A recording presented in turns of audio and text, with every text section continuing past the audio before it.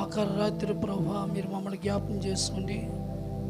హలుపు నైనా జ్ఞాపం చేసుకున్న ప్రభువా మీరు నైనా నా నోటికి బోరై మీరు మాట్లాడి నడిపించే సహాయం తెచ్చమని, ఈ కార్యక్రమం ద్వారా మహిమ ఘనత ప్రభావాలు మీరే పొందమని యేసు క్రీస్తులను ప్రార్థించుకుని అడుగుతుంటున్నాం తండ్రి. ఆమేన్. చెప్పండి అందరూ ఆమేన్. మొదటగా దేవునికి మహిమ కలుగును గాక. నన్ను ఆహ్వానించినట్టు మా యొక్క డేవిడ్ పాల్ గారి యొక్క ఫ్యామిలీని బట్టి ప్రభుని స్తుతిస్తుంటున్నాం. తర్వాత సంఘాన్ని బట్టి దేవుని యొక్క సేవకులను బట్టి పిల్లారా మరొకసారి మిమ్మల్ని అందరిని బట్టి ప్రభుని స్తుతిస్తుంటున్నాం. ఈ రాత్రి సమయంలో మనందరం కూడా ఇలా కలిసి దేవుని సన్నిధానంలో ఆయన్ని స్తుతించుటకు, ఆయన ఆరాధించటకు, కనపరచుటకు దేవుడు మనకి మంచి అవకాశాన్ని ఇచ్చాడు పిల్లారా. అనేక మంది గృహాల నుండి పడకల మీద ఉన్న ఈ రాత్రి మనందరము కూడా దేవుని సన్నిధానంలో దేవుణ్ణి స్తుతించి ఆరాధిస్తున్నాం అంటే మనం ఎంతో ధన్యులం. కానీ ఇలా చెప్పుకుంటూ పోతే చాలా అది ఉంటుంది. కానీ దేవుని యొక్క వాక్యము మనకి చాలా ప్రాముఖ్యమైనది. ఎందుకంటే ఈ 3 రోజులు కూడా దైవ సేవకులు చక్కటి వర్తమానాలు చెప్పారని మరి దైవ సేవకులు చెప్పారు. మరి ముందు పగలు చెప్పినట్టు స్టిఫెన్ గారు మా అల్లుడి గారు, అలాగే రాత్రి కూడా చెప్పినట్టు పాస్టర్ గారు ఆయన మా అల్లుడి గారే.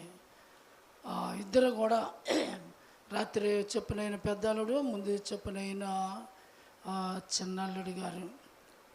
తర్వాత నాకు చెప్పాలి 4 పిల్లలు, నాకు 4 బిడ్డలు, 2 పాస్టర్ అమ్మలు, ఒక ఆయన పాస్టర్ గారు.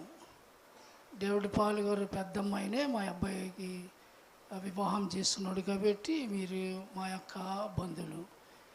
వీరిద్దరు పూరిలో పరిచర్య చేస్తుంటున్నారు కాబట్టి పిల్లరా ఆ బిడ్డల కొరకు మీరు అందరూ కూడా ప్రార్థన చేయండి. మంచిది. ఈ రాత్రి సమయంలో దేవుని యొక్క వాక్యాన్ని మనం చూసుకుందాం. చూడండి,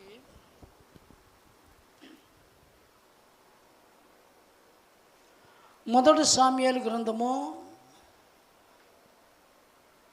18వ అధ్యాయము చదువుకుందాం. మొదటి సామ్యాలు గ్రంథము 18వ అధ్యాయము. దావీదు సౌలుతో మాట్లాడుట చాలించినప్పుడు యోనాతాను హృదయము దావీదు హృదయముతో కలిసిపోయెను. హల్లెలూయా చెప్పండి అందరూ కూడా. పిల్లరా దేవుని యొక్క వాక్యములో మనం చూస్తుంటున్నాం, దావీదు యోనాతాను బెస్ట్ ఫ్రెండ్స్. వాళ్ళిద్దరు కూడా బైబిల్లో అలాంటి స్నేహితులు ఎవరు కూడా లేరు. ఎవరు చెప్పండి? దావీదు యోనాతాను కూడా మంచి స్నేహితులు. దావీదుని సౌలు సంపలన్న గట్టుకి దావీదుకి సౌలు ఏమవుతాడు చెప్పండి? మామయ్య గారే. కానీ చంపాలన్న గట్టుకి సౌలు యొక్క కుమారుడైన జోనాతాను డేవిడ్ని ఎంతగానో ప్రేమించాడు. ఏం చెప్పండి? దావీదుని ఎంతగానో యోనాతాను ప్రేమించాడు. కానీ ఇప్పుడు యోనాతాను దావీదుని ప్రేమించాడు కాబట్టి పిల్లారా ఆ ప్రేమ ఎలాంటిదంటే చాలా గొప్ప ప్రేమ, మంచి ప్రేమ. ఈ లోకంలో చాలామంది చాలా ప్రేమలు ఉంటున్నాయి, రకరకాలైన ప్రేమలు ఉంటున్నాయి. మనకందరికీ తెలుసున్న విషయాలే. నిన్ను నేను ప్రేమిస్తున్నాను, నువ్వు లేకపోతే నేను బ్రతకలేను, నేను చనిపోతానని రకరకాలైన ప్రేమలు ఉంటుంటాయి. మనకు తెలిసిన విషయాలే, తెలియనివి కూడా లేవు. కానీ ఇలాంటి యొక్క ప్రేమలు చాలా ఉంటున్నాయి. ఒక యవనస్తుడు ఒక అమ్మాయిని ప్రేమించాడు. వివాహం చేసుకుంటాను అన్నాడు. చేసుకుంటానని లాస్ట్కి ఏం చేయడం తెలుసా, అలాగే కొన్నాళ్ళు గడిపారు. ఈ అమ్మాయి తల్లిదండ్రులు, అమ్మ నీకు వయసు వచ్చింది కదా, నీకు వివాహం చేస్తామని అమ్మాయితో చెప్తే, నేను వివాహం ఇంకా చేసుకుని డాడీ అన్నది. ఏమ్మా నీకు వయసు వచ్చింది కదా అని అడిగితే, నేను ఇంకా చేసుకోను డాడీ అని చెప్పుకుంటూ వచ్చింది. తల్లిదండ్రులు ఒక రకమైన బాధ ఉంటుంది. ఎందుకంటే వయసు వచ్చినట్టు బిడ్డలు ఉన్నారు కాబట్టి, బిడ్డలకి ఇంకా వివాహము తల్లిదండ్రులు చేయకపోతే ఏమంటారంటే ప్రజలు, ఇంత వయసు వచ్చింది ఈ అమ్మాయికి ఇంకా వివాహం చేయలేదని ఎవరిని అంటారంటే తల్లిదండ్రులు అంటారు. కాబట్టి అమ్మ నీకు వయసు వచ్చింది, వయసు మీద పడ్డది కాబట్టి నీకు వివాహం చేస్తామంటే వద్దు డాడీ అన్నది.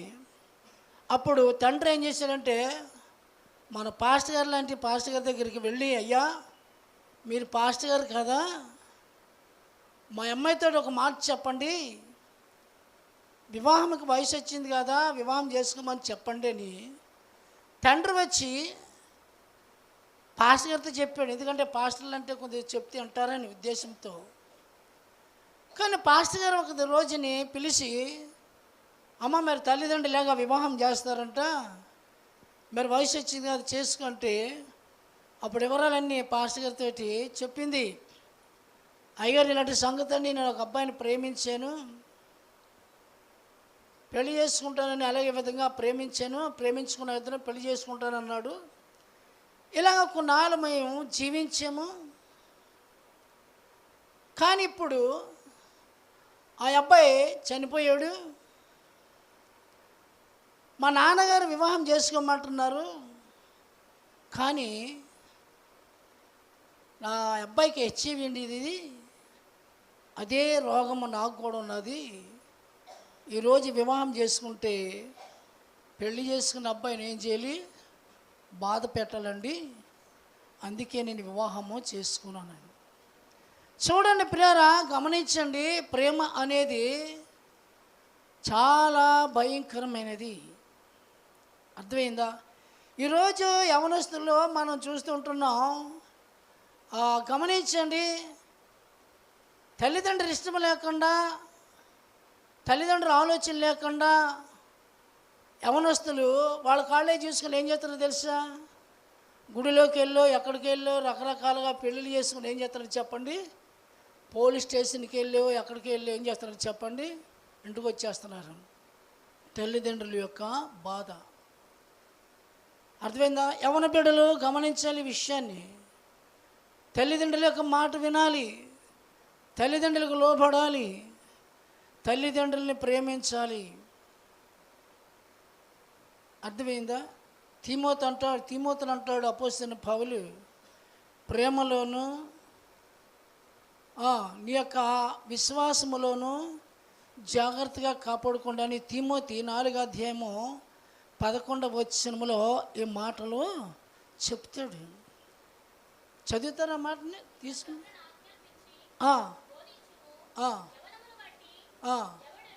ఎవడను నిన్ను తృణీకరింపక కానీ మాటలోను, ప్రవర్తనలోను, ప్రేమలోను, విశ్వాసంలోను, పవిత్రతలోను విశ్వాసులకు మాదిరిగా ఉండుము. పౌలు తిమోతికి చెప్తున్నాడు, యవనస్తుడనే తిమోతికి ఈ మాటలు చెప్తూ ఉంటున్నాడు. ఈరోజు ఉపవాస కూటంలో మనం ఏమి నేర్చుకుంటాం అనేది మనం గమనించాలి. ఎందుకంటే ఉపవాసము పాస్టర్లు అందరూ కూడా చాలా ఉపవాసం గురించి చెప్పుంటారు. కాబట్టి మనం ఏమి నేర్చుకుంటాం అది గమనించాలి. పౌలు తిమోతికి చెప్తున్నాడు, అబ్బాయి నువ్వు ప్రేమలోనూ విశ్వాసంలోనూ చాలా జాగ్రత్తగా నీవు ఉండాలని పౌలు తిమోతికి చక్కని మాటలు చెప్తుంటున్నాడు. తల్లిదండ్రులు ద్వారా బిడ్డలకు అలాగే చెప్తుంటారు. కొంతమంది తల్లిదండ్రులు చాలా జాగ్రత్తగా బిడ్డలు పెంచుతారు, కొంతమంది తల్లిదండ్రులు గాలికి విడిచిపెడతారు. బైబిల్లో అలాంటి వాళ్ళు ఉన్నారు. అతాలియా ఉన్నది, తన కుమారుడు ఏం చేయని తెలుసా? చెప్తారు ఎవరైనా? తన కుమారుడు ఏం చేయండి తెలుసా? దుర్మార్గుడిగా పెంచింది. దినవృత్తాంతాల గ్రంథములు ఉంటాయి మాటలన్నీ కూడా. తన కుమారుడు ఏం చేయండి చెప్పండి? దుర్మార్గుడిగా పెంచింది. అంతేకాదు, తన మనవళ్ళందరినీ కూడా చంపేసింది. అందులో ఒక మనవడిని యెహోషాపాతు అనే స్త్రీయే. యెహోషాపాతు అని మగవాడు ఉన్నాడు, పురుషుడు ఉన్నాడు, స్త్రీ కూడా ఉన్నది. ఈ విషయంలో తన మనవడిని ఏం చేస్తారంటే దాచిపెడుతుంది. కానీ అతన్ని ఏం చేస్తారంటే కొన్ని సంవత్సరాలు దాచిపెట్టిన తర్వాత అతన్ని రాజు చేసేస్తారు, చేద్దారని ప్రయత్నం చేస్తారు యాజకులు, లేవీయులు అందరూ కూడా. అప్పుడు ఈ సంగతి ఆమె వింటుంది. ఎవడో రాజు ఉండకూడదు, నేనే రాణిగా ఉండాలని ఏం చేస్తుంది తెలుసు? అతలియా పరిగెట్టి వస్తుంది. వచ్చిన తర్వాత అక్కడ శాస్త్రులు వాళ్ళ పరిశీలనలు అందరూ కూడా లేవీలు ఏం చేస్తారు తెలుసా? అతలియని పట్టుకుని ఏం చేస్తారు తెలుసా? ముక్కలుగా నరికేస్తారనమాట. అమ్మ దినవృత్తాంతాల గ్రంథము 20వ అధ్యాయం ఎంత ఉంటుంది మీరు చూసుకోండి. తర్వాత ముక్కలుగా నరికేది. కాబట్టి నేను ఎందుకు చెప్తానంటే తల్లిదండ్రులు బిడ్డల్ని చాలా జాగ్రత్తగా పెంచాలి. అర్థమైందా? ప్రేమగా పెంచాలి. తల్లిదండ్రులు ఏం చేయాలి చెప్పండి? ఎందుకంటే కుమారులు యెహోవా అనుగ్రహించుము గర్భఫలము ఆయన ఇచ్చే బహుమానం అని దేవుని యొక్క వాక్యంలో చూస్తాం. కాబట్టి దేవుడు బిడ్డలు మనకి గిఫ్ట్ ఇచ్చాడు. కాబట్టి ఆ బిడ్డలు దేవుళ్ళు చాలా జాగ్రత్తగా పెంచాలి. చాలామంది తల్లిదండ్రులు చేసేది ఏంటంటే వాళ్ళు కాలేజీకి వెళ్ళి వస్తారు కదా, తిరిగి వస్తారు కదా, వెళ్తున్నారు కదా, తిరిగి వస్తారు కదా అంటారు. 1-2 పీరియడ్లు అయిపోయిన తర్వాత వాళ్ళు ఎక్కడ ఉంటారు? అటెండ్ చేసుకుంటారు, అంతే వెళ్ళిపోతారు. కాలేజీ ముగించే టైంకి మళ్ళీ బ్యాగ్ కొట్టుకుని ఇంటికి వస్తారు. తల్లిదండ్రులు ఏం చేస్తారు తెలుసా? నా పిల్లలు చాలా కష్టపడి వచ్చారని ఎక్కడో దాచింది ఏం చేస్తారు తెలుసా? తెచ్చి పెడతారు. కానీ వీళ్ళు చేసే పనులు ఏంటి తెలుసా? పనికి మాలి పనులు, యవ్వనస్తులు. అర్థమైందా? చాలా జాగ్రత్తగా ఉండాలి. అర్థమైందా? సరే, ఇక్కడ మనం చూస్తుంటున్నాం ప్రేమ అనేది మనం చూస్తుంటున్నాం. ఎవరి ప్రేమ? యోనాతాను, దావీదు. చెప్పాను కదా, బైబిల్లో వాళ్ళిద్దరు మనం ఆలోచన చేస్తే అంత ప్రేమ కలిగిన యొక్క వ్యక్తులు. మళ్ళీ చదవని మాటను చదువుకుందాం. దావీదు సౌలుతో మాటలాడుట చాలించినప్పుడు యోనాతాను హృదయము దావీదు హృదయముతో కలిసిపోయాను. అంటే యోనాతాను యొక్క హృదయము దావీదు యొక్క హృదయంలోనికి ఏమైపోయిందంట? కలిసిపోయిందంటండి. అంటే అలా కలిసిందంటే ఎంత స్నేహంగా, ఎంత విధిగా ఉన్నారో ఒకసారి ఆలోచించండి. ఈరోజు మనము కూడా స్నేహం చేస్తుంటాం చాలామందితో. అర్థమైందా? బాగుంటే చాలా చక్కగా చేస్తాం, బాగోలేదనుకోండి తర్వాత ఎడదీసేస్తారు. ఏం చేస్తారు చెప్పండి? స్నేహం చేసినన్నాళ్ళు కూడా చక్కగా చేస్తారు. ఆ తర్వాత ఏదన్నా చిన్న ప్రాబ్లం వచ్చింది అనుకోండి, తర్వాత ఉంటుంది వాళ్ళిద్దరికీ. కానీ అలాంటి ప్రేమ కాదు. ఎవరిది? దావీదిది. యోనాతాను ప్రేమ అలాంటిది మాత్రము కాదు. గమనించండి, యోనాతాను దావీదుని ఎలా ప్రేమించాడు, యేసుక్రీస్తు ప్రభు కూడా మానవులైన మనల్ని అలాగ ప్రేమించాడు. ఇంకా వాళ్ళ ప్రేమ చాలా తక్కువ. కానీ యేసయ్య ప్రేమ అటువంటిది కాదు, ఇంకా గొప్ప ప్రేమ. ఎందుకంటే ప్రాణాన్నే ఇచ్చేసాడు. హల్లెలూయా. అర్థమైందండి? యోనాతాను యేసుక్రీస్తు ప్రభుకి సాదృశ్యం, దావీదు మనకి సాదృశ్యం. యోనాతాను దావీదుని ఎలా ప్రేమించాడో అలాగే యేసుక్రీస్తు ప్రభు కూడా మనల్ని అంతగా ఏం చేయడు చెప్పండి? ప్రేమించాడు. ఈ విషయాన్ని మనం మర్చిపోకూడదు. ప్రేమించాడు కాబట్టి ఏం చేయడు చెప్పండి? ఎలా తెలుస్తుంది యేసుక్రీస్తు ప్రభు వారు మనల్ని ప్రేమించాడని ఎలా తెలుస్తుంది? ప్రాణాన్ని ఇచ్చేసాడు, అంతే. ఏం చేయడు చెప్పండి? ప్రాణాన్ని ఇచ్చేసాడు. అందుకే యేసుక్రీస్తు ప్రభు వారు అంతగా మనల్ని ప్రేమించాడని మనకి రుజువు అవుతుంది. పిల్లారా, ఏం చెప్పాను నేను? యోనాతాను ఎవరు సాదృశ్యం అన్నాను? యేసు ప్రభుకి సాదృశ్యం. యోనాతాను దావీదుని ప్రేమించాడు, యేసయ్య మనల్ని ప్రేమించాడు. హల్లెలూయా. కాబట్టి ఇక్కడ 4వ వచనం కూడా చదువుకుందారు చూడండి. 1, 2 వచనాలు చదివాం కాబట్టి ఇంకా 2వ వచనం కూడా చదవండి. ఆ దినమున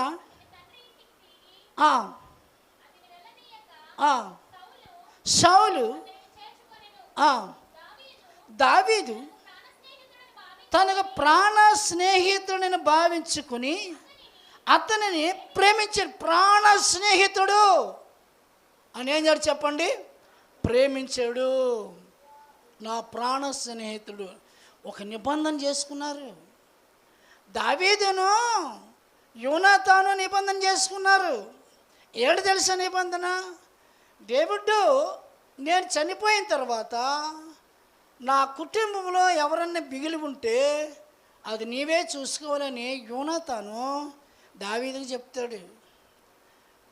ఆ తర్వాత యుద్ధంలో సౌలు, యోనాతాను వాళ్ళందరూ కూడా చనిపోయిన తర్వాత సౌలు కుటుంబంలో ఎవరున్నారని ఆలోచన చేస్తే చెప్తారా? చెప్పండి. మెఫీబోషెతు ఉన్నాడు. అవునారు చెప్పండి. మెఫీబోషెతు పాపం అతడు కుంటివాడు. ఎలాంటి చెప్పండి? కుంటివాడు. ఆ తర్వాత దావీదు అంటాడు, సౌలు కుటుంబంలో ఎవరైనా ఉన్నారా అని అడిగితే షిమనవాడు ఏం చేస్తాడంటే, ఒకడున్నాడు, ఎవరంటే మెఫీబోషెతు ఉన్నాడని చెప్తాడు అనమాట. అతను తీసిరండి అంటే ఆ మెఫీబోషెతు దావీదు దగ్గరికి వచ్చిన తర్వాత ఏం చేస్తాడో తెలుసా? చచ్చిన కుక్కనయ్యా అంటాడు. ఎవరు? మెఫీబోషెతు. అప్పుడు దావీదు అంటాడు మెఫీబోషెతుని చూసి, మెఫీబోషెతు నువ్వేం భయపడవలసిన పని ఏమీ లేదు, కానీ నా కుమారులు ఉన్నారు కదా, రాజకుమారులు, వాళ్ళతో కూడా నువ్వు కలిసి భోజనం చేయి. హల్లెలూయా. దావీదు ప్రేమ ఎంత ప్రేమ, ఎలాంటి ప్రేమ చూడండి. అసలు సౌలు యొక్క కుటుంబంలో ఉన్న వాళ్ళు ఎవరికి కూడా ఉండకూడదు దావీదు. ఎందుకు తెలుసా?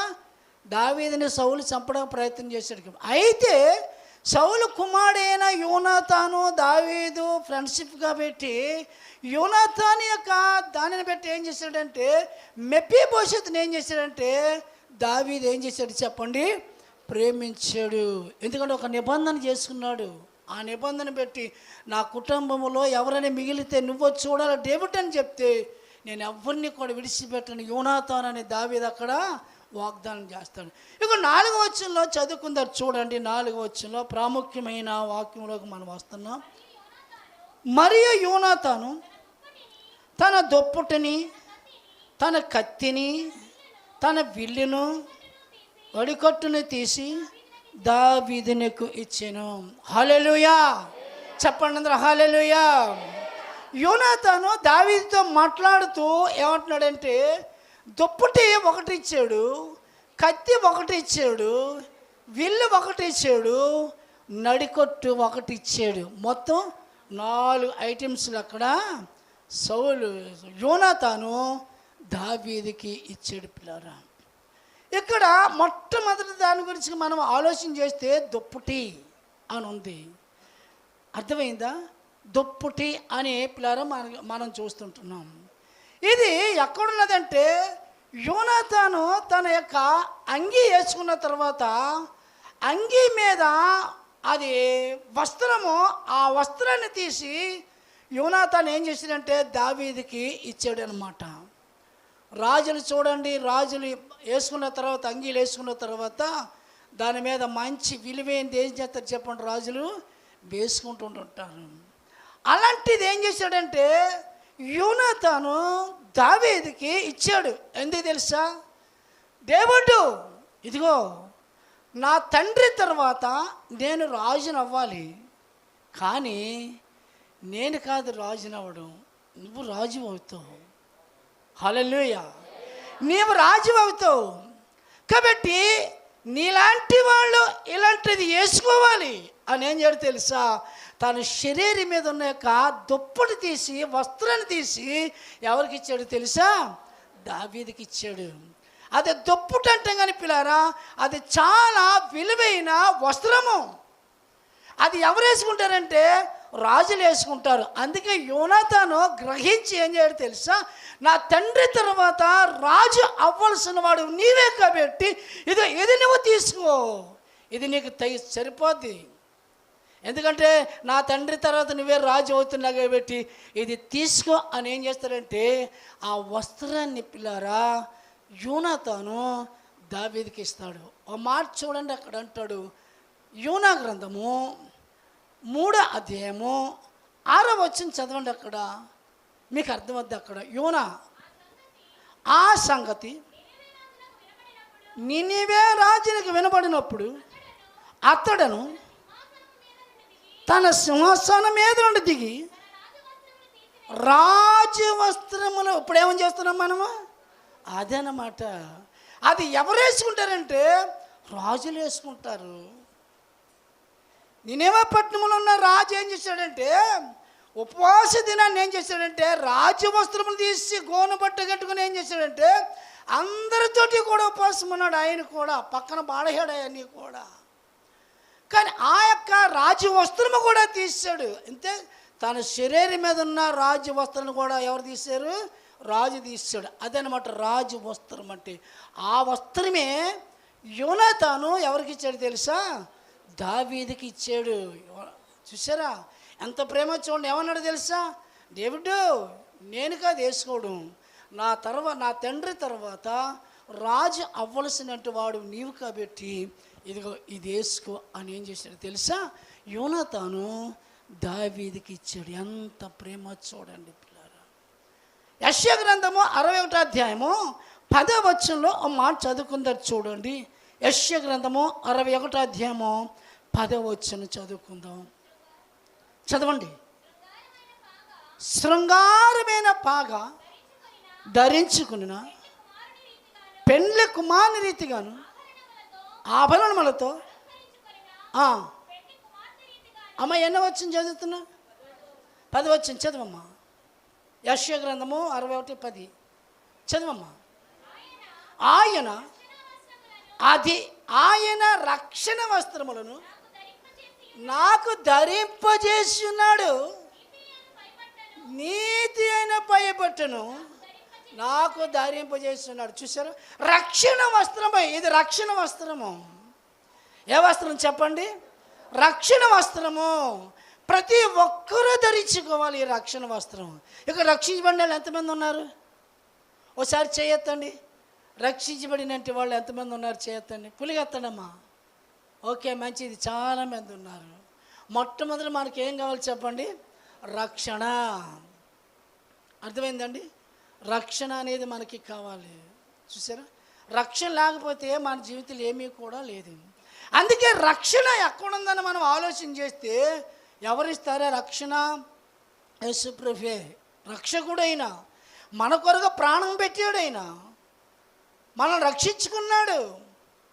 ఇల్లు కాలిపోతుంది అనుకోండి, ఆ ఇంటిలో ఒక అమ్మాయి ఉన్నది, ఇల్లు కాలిపోతుంది. ఎవరో ఒక అబ్బాయి వెళ్ళి ఆ అమ్మాయిని బయటికి తీసుకొచ్చాడు. ఏమంటారు చెప్పండి, చెప్పమ్మా, ఏమంటారు చెప్పండి, రక్షించాడు అంటారు. ఒక అమ్మాయి నూతిలో పడిపోయింది, కొట్టుకుంటుంది, ఒక అబ్బాయి ఇలా బయటికి తీసుకొచ్చాడు, ఆ అమ్మాయిని రక్షించాడు ఈ అబ్బాయి అంటారు కదా. అంటే మరణ సమయంలోనే ఒక వ్యక్తిని బయటకు తీసుకొచ్చారంటే ఏమంటారు చెప్పండి. మీరు చెప్పరే, నాకు సమాధానం చెప్తుండాలా అమ్మా. ఏం చేస్తారు చెప్పండి. ఆ అమ్మాయిని బయటకు తీసుకొచ్చిన తర్వాత ఏమంటారు, ఆహా అబ్బాయి చూడు ఎంతగా ఆ అమ్మాయిని రక్షించాడు అని ఏమంటారు చెప్పండి, చెప్పుకుంటూ ఉంటుంటారు. అలాగే పాపములో లోకములో బురదలో జీవిస్తున్న మనలందరినీ కూడా మన కొరకు యేసుక్రీస్తు ప్రభువారు 2000 సంవత్సరాల క్రితమే లోకములకు వచ్చి ఆయన నీ కొరకు నా కొరకు మనందరి కొరకు మరణించి శిలువలో మరణించి పిల్లారా రక్తము కార్చాడు. కాబట్టి ఆ రక్తము చేత ప్రభువా నా పాప దోషములని కడుగు శుద్ధీకరించాను ఎవరైతే పశ్చాత్తపడి ఏడుతారో వారి జీవితంలో రక్షణ అనుభవం ఉంటుంది. హల్లెలూయా, హల్లెలూయా. పాప జీతం ఒప్పుకోవాలి. దావీదు అంటాడు, నేను పాపములోనే పుట్టాను, పాపములోనే నా తల్లి నన్ను గర్భమును ధరించింది. పాపములో పుట్టినట్టు వారు అండి. మనం ఎవరో కూడా పరిశుద్ధులం కాదు. మన యొక్క తల్లిదండ్రుల యొక్క కలయిక వల్ల మనం ఏం చేసామంటే పాపములో పుట్టాము. పాపములో పుట్టాం కాబట్టి జన్మ పాపము కర్మ పాపము మనల్ని వెంటాడుతుంది కాబట్టి పిల్లారా, ఆ పాపం పోవాలంటే యేసు రక్తము కావాలి. హల్లెలూయా. ఎవరి రక్తం కావాలి చెప్పండి? యేసు ప్రభు యొక్క రక్తము కావాలి. ఎప్పుడైతే యేసు ప్రభు యొక్క రక్తంలో కడగబడ్డావో ఇదిగో రక్షణ వస్త్రము. హల్లెలూయా. మళ్ళీ చదవండి మా మాటలు, మళ్ళీ చదువుకుందాం చూడండి.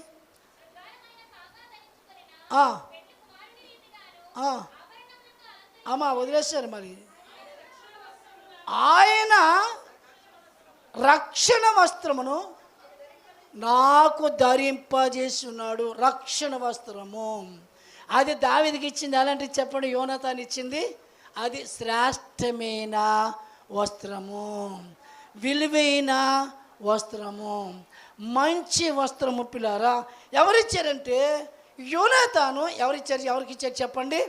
దావీదుకి ఇచ్చాడు. నశించిన దాన్ని వెతక రక్షించడానికి మనుష్య కుమారుడు ఈ లోకానికి వచ్చాడని లూకాసు వార్త 19వ అధ్యాయము 10వ వచనంలో ఉంటుంది. నశించిన దానిని వెతక రక్షించడానికి మనుష్య కుమారుడు ఈ లోకానికి వచ్చాడని మనం చూస్తుంటున్నాం.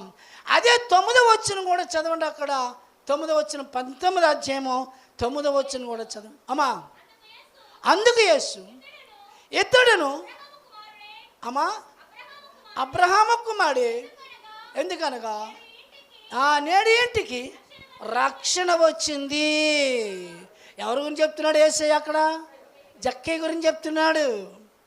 ఎవరి గురించి చెప్తున్నాడమ్మా? జక్కయ్య గురించి చెప్తున్నాడు. ఇతడు కూడా అబ్రహాము యొక్క కుమారుడే, ఇతని ఇంటికి కూడా ఏమొచ్చింది చెప్పండి? రక్షణ. మొట్టమొదటి ఏం కావాలి చెప్పండి? రక్షణ అనుభవం పిల్లలు మనకు కావాలి. అదే రక్షణ వస్త్రాన్ని ఏం చేయాలి చెప్పండి? యోనాతాను దావీదుకి ఇచ్చినట్లు పిల్లరా మనం చూస్తుంటున్నాం. అర్థమైందా? రక్షణ వస్త్రాన్ని ముందు మనం ఏం చేయాలి చెప్పండి? సంపాదించుకునే వారిగా మనము ఉండాలి. అంతేందా? చూడండి, ఒక మాట చూస్తాం అక్కడ. యెరెమీయా గ్రంథము 4వ అధ్యాయము 14వ వచనంలో ఓ మాట చూద్దారు. చూడండి అక్కడ యెరెమీయా గ్రంథము 4వ అధ్యాయము, యెరూషలేమా నీవు రక్షించబడినట్లు నీ హృదయములో నుండి ఏం పోవాలి? అది నీ హృదయములో నుండి ఏం పోవాలంటే చెడుతనం పోవాలి. అర్థమైందా? చెడుతనం అంటే ఏంటి? విశ్వాసులే ఒకళ్ళని చూసి ఒకళ్ళు ఏం చేస్తారు తెలుసా? అసహించుకుంటారు, ద్వేషిస్తారు, దూషిస్తారు. ఒకళ్ళని చూస్తే ఒకళ్ళు పడదు. విశ్వాసులే ఎర్లీ మార్నింగ్ ఎదురేవారని పొద్దుటే ఎదురేవారు అనుకోండి, పక్కకు పోతుంటారు, మూత ముడిచేసుకుంటారు. వందనాలు చెప్పవలసిన వాళ్ళు. అర్థమైందా? వందనాలు చెప్పవలసిన వాళ్ళు. వందనాలు ఏంటి? మరియా ఎలిజబెత్ ఏం చెప్పుకున్నారు? వందనం చెప్పుకున్నారు. అవునా? మరియా ఎలిజబెత్ ఏం చేశారు? వందనం చెప్పుకున్నారు కదా. మరియా వచ్చి ఎలిజబెత్కి వందనం చేసినప్పుడు ఎలిజబెత్ యొక్క గర్భములున్న కొడుపులున్న శిశువు ఎవరు? యోహాను. గొంతులేసాడు. అర్థమైందండి? యోహాను, ఎలిజబెత్ ఉన్న కొడుపులున్న యోహాను గారు ఏం చేయడు తెలుసా? మరియా వందనం వచ్చిన మీనగానే ఏం చేయడు తెలుసా? కొడుపులున్న శిశువు ఏం చేయడు తెలుసా? ఆనందించాడంట.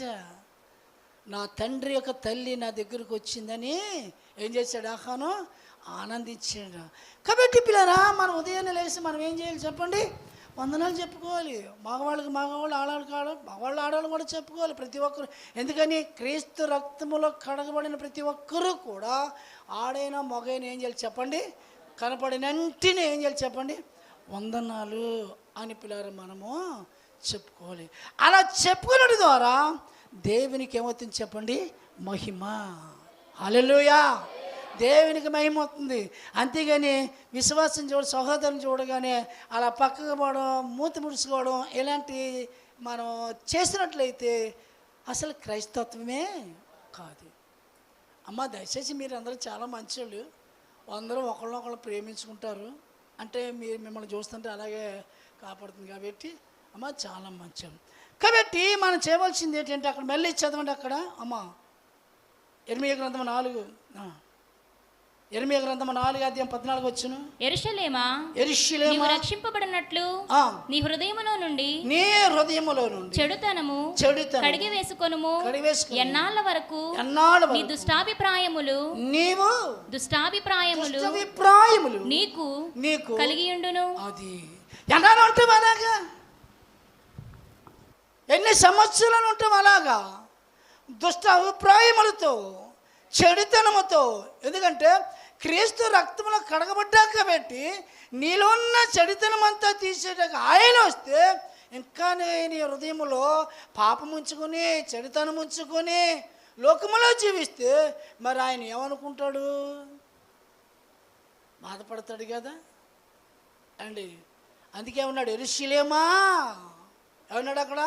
యెరూషలేమా నీ హృదయంలో ఉన్న చెడుతనాన్ని ఏం చేయాలి?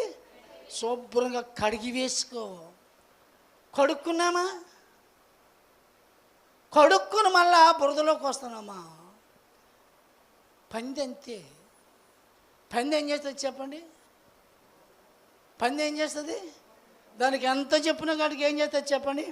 బురదలోకి వెళ్ళి దొర్లుతుంటుంటుంది.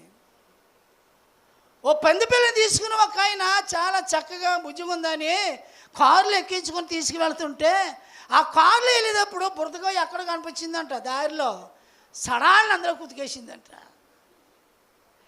ఏం చేసిందండి? ఆయన పట్టుకుని ఉంటుండగానే చేతులను చేంజ్ చేసిందంట, సడాల బురదగోయలోకి వెళ్ళిపోయింది, ఉతికేసిందంట. పంది శుభం మనకు ఉండకూడదు.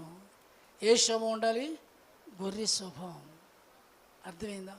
వదగ తేబడిన గొర్రెవలే ఉన్నాడని యేసుక్రీస్తు ప్రభువారి గురించి యెషయా ప్రవక్త చక్కని మాటలో రాస్తాడు. మన తండ్రి అయిన యేసు ప్రభువారు ఎటువంటి స్వభావం కలిగి ఉన్నాడో గొర్రె స్వభావము, మనము కూడా ఆయన పిల్లలం కాబట్టి మనము కూడా అటువంటి స్వభావము కలిగి ఉండాలి. హల్లెలూయా. అర్థమైందా? అటువంటి స్వభావం మనము కూడా కలిగి ఉండాలని దేవుని యొక్క వాక్యం. కాబట్టి రక్షణ కావాలి. మొట్టమొదట సరసాల నాయకుడు అపొస్తలుడైన పౌలుని శీలని కూడా సరసాల్లో వేసినప్పుడు వాళ్ళని చాలా కష్టాలు, బాధలు, శ్రమలు పెడుతుండగా సరసాల్లో పౌలు శీలాలు అందరూ కూడా సరసాలు ఉంటుండగా పిల్లరా వాళ్ళిద్దరూ కూడా ఏం చేశారు తెలుసా? ఆనందించారు. ఎక్కడ? సరసాల్లో కదా. సరసాలు ఆనందించారు, స్తుతించారు, పాటలు పాడారు, ప్రార్థన చేశారు. భయంకరం లోపల తీసుకెళ్ళేసారు, భయంకరమైన చీకటిలో. అలాంటి చీకటిలో వేసినప్పుడు కూడా పౌలు శీల కూడా ఏం చేశారంట? చప్పలు కొట్టి ప్రార్థన చేసి ఆరాధించి దేవునికి మహిమ తెస్తే అక్కడ సరస్సులో భూకంపము కలిగిందంట. అప్పుడు అంటున్నాడు సరసల నాయకుడు అనుకుంటున్నాడు, అయ్యో పౌలు శీల ఎక్కడికి పోయారు?